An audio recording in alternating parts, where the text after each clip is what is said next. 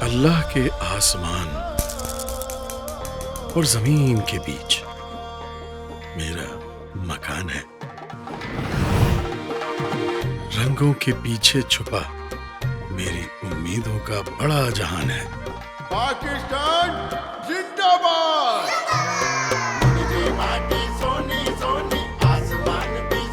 امید، خوشی اور بھرپور زندگی کا سامان ہے۔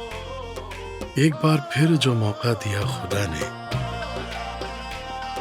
اب حد آسمان ہے۔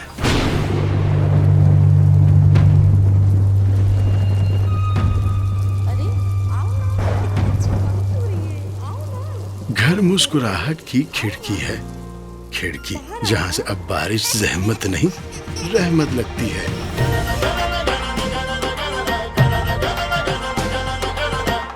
امید جو ہم نے اس گھر کی دیواروں میں چھپا رکھی ہے، دیواریں جو ہم نے خوابوں سے بھی بڑی سجا رکھی ہے، آزاد ملک، آزادی سے بھرپور زندگی ہم نے بسا رکھی ہے۔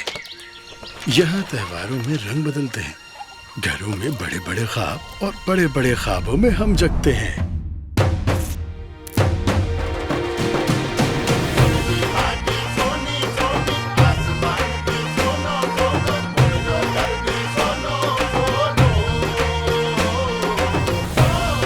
سندھ حکومت بنا رہا ہے 21 لاکھ سے زائد گھر، جن میں کروڑوں خواب بس سکیں اور ایسے کئی خوابوں میں کئی کہانیاں سج سکیں۔